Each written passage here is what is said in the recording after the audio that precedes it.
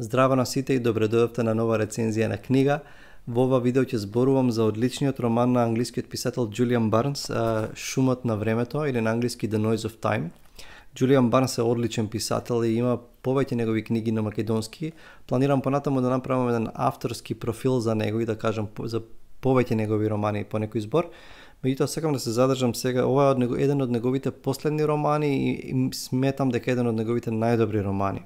Значи, во романов тој зборува за рускиот, советскиот композитор Димитри Шостаковиќ и за неговиот живот. И може слободно да го сместиме овој роман во жанрот на фикциска биографија, со тоа што писателот зема одредени факти или од нечи живот или можеби се базира врз некои веќе постоечки биографии или можеби автобиографија на некоја личност и потоа додава своји елементи и развива приказната како што тој смета да ја развива. И овој жанр веќе доста писатели го имаат практикувано, имаат пишувано книги во овој жанр. Едни од попознатите се Ирвин Стоун, Жет, мислам дека на македонски е Жет за живот, за животот на Ван Гог.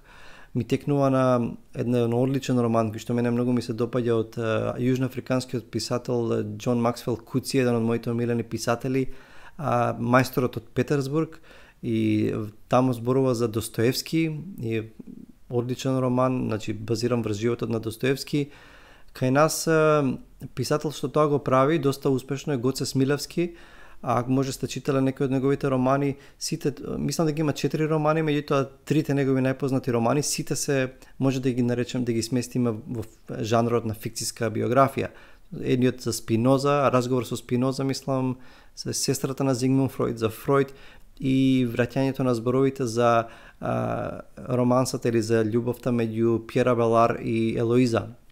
И тоа доста успешно го прави. Интересно што јас го имам ова издание, одлично издание на издавачката куќа Art Connect. Издадено е во 2018 година на македонски и со одличен превод од англиски на Ацо Перовски. Значи, ова е многу фино издание во секој поглед. Многу интересно е конципиран самиот роман, со тоа што е замислен баш онака како една драма во три чина и зборува за три сцени, за три моменти во животот на Шостаковиќ. Значи не е онака класична биографија некоја па да почне од неговото детство па да го следи до крајот на животот и така натаму. Меѓутоа се фокусира точно на три сцени и тоа Барнс го прави на мајсторски многу убав начин. Првата сцена се случува во 1936, значи во екот на владењето на теророт на Сталин. Значи, како што некој кажал, доволно стави го Сталин во роман и веднаш го привлекуваш вниманието, меѓутоа не е тука во главен план, не е тука режимот или Сталин, туку пред се внатрешниот живот или состојбата на композиторот во целиот тој систем, иако и режимот и Сталин е присутен во романот. Првата сцена го гледаме Шостаковиќ како секоја вечер за вечер стои пред вратата на својот стан, пуши цигара, седи спремен со куферчето, со торбата и чека буквално да дојдат да го уапсат и да го однесат на истражување, на испитување, на сослушување и всушност тоа би значило дека никош веќе нема да се врати да си го види семејството. Го гледаме во Вратрешна борба, успешен млад композитор, неговата опера била дури и во други земји изведувана.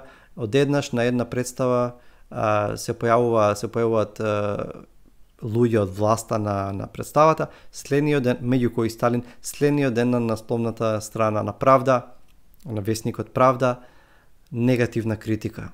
Значи, исмевање со него, клеветење, навреди, значи, тоа сосема негативна критика што буквално го сосекува во корен, смрзнува крвта во жилите и знае дека со неговата кариера е завршено. Во првата сцена на многу убав начин гледаме како сето тоа го доживува Шостаковиќ и како ќе влијае таа критика врз неговиот живот и врз неговата кариера. Подоцна ќе кажам нешто повеќе во врска со улогата на уметникот и тоталитарниот режим во тоа време, меѓутоа само да ги покрием и другите две сцени. Во другата сцена го гледаме во 48-ма, мислам, по завршувањето на војната, заедно со делегација оди во Америка и во Њујорк на некоја конференција и таму со напишан говор веќе спремен говор, ќе мора да доживее длабок срам, на некој начин да се откаже од неговиот омилен композитор Стравински, на некој начин кој што веќе го има напуштено Советскиот сојуз, и буквално на својот композиторски уметнички интегритет, морајќи за да ја одржи својата кариера, едноставно да го погази и да мора да помине преку тоа, доживувајќи го тоа како длабок срам. Третата и последна сцена е веќе во 50-тите години, кога веќе Шостаковиќ е име, значи тој е најпознатиот советски композитор, значи веќе има воспоставена кариера и успех, и постојано комунистичката партија, нели партијата го притиска на некој чудесен начин и под сплетна околности, до тогаш нема станато член на партијата, и сега постојано го притискаат тивок притисок да стане член на партијата. И ќе видите што ќе се случи во однос на тоа прашање. Барнс е многу интелигентен, многу на суптилен начин, на многу убав начин ги доловува работите. Со тоа што во овој роман можеби малку и на англиски начин не е многу сентиментален, едноставно го од страна го наблюдува Шостаковиќ, пробува да ни ја долови неговата внатрешна борба, меѓутоа не се задржува премногу на емотивната борба, колку што на прашањето на срамот, на честа, на уметничкиот интегритет како композитор.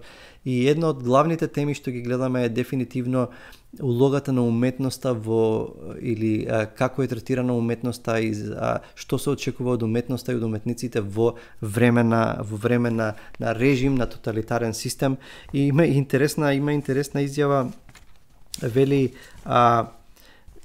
обично сме слушале нели дека има писатели, дисиденти, писатели кои што биле под притисок на власта, меѓутоа некако преживеле. Платонов успева суптилни критики некакви да има за системот и да преживее. Пастернак, Булгаков, авторот на Мајсторот и Маргарита, Солженицин, да го спомнеме исто така, протеран, пребегнат во Америка. И обично сме слушале за писателите, меѓутоа ретко сме слушале како нештата поминувале композиторите. И тој вели еден цитат од романот, се прашуваше зошто власта токму сега го насочи своето внимание кон музиката и лично кон него. Власта од секогаш повеќе беше заинтересирана за зборовите отколку нотите. Писателите, а не композиторите беа прогласени за инженери на човечките души. Писателите обично беа осудувани на првата страница на Правда, а композиторите на третата. Ги делеа цели 2 страници. И тука доловува всушност и објаснува колку всушност писателите биле сметани за поопасни за режимот во тоа време отколку композиторите. И многу интересно што кај музиката е малку посуптилно. Читав во една статија на интернет, еден човек вели: ризично е да се зборува за мртвите. Во ужасниот случај на Димитри Шостаковиќ искушението е големо, затоа што историјата во облик на Сталин не му дозволила на композиторот да зборува за самиот себе.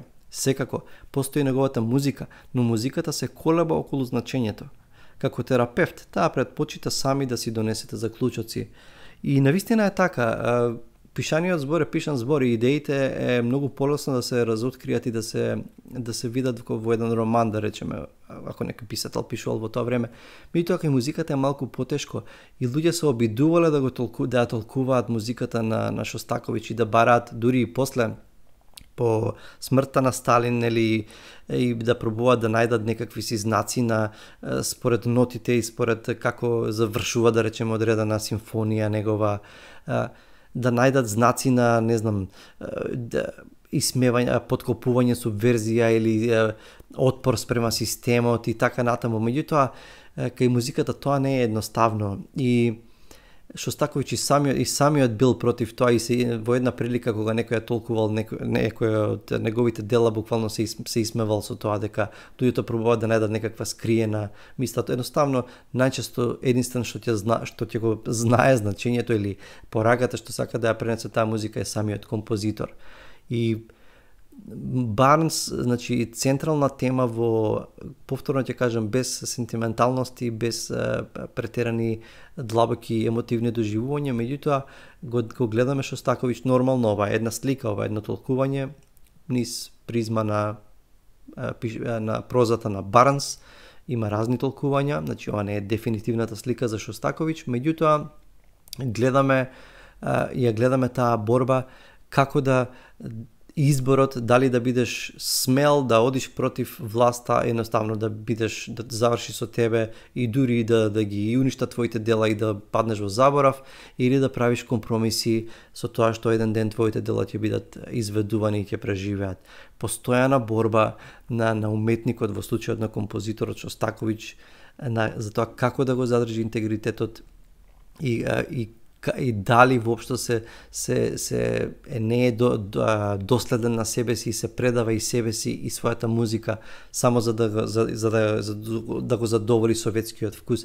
Во тоа време и критиката упатена за него е дека од уметниците се очекува да прават музика која што ќе може да им се допадне на широките народни маси, кој што и за да може еден работник во фабрика да си ја подпевнува мелодијата која што, например, Шостаковиќ ја искомпонирал.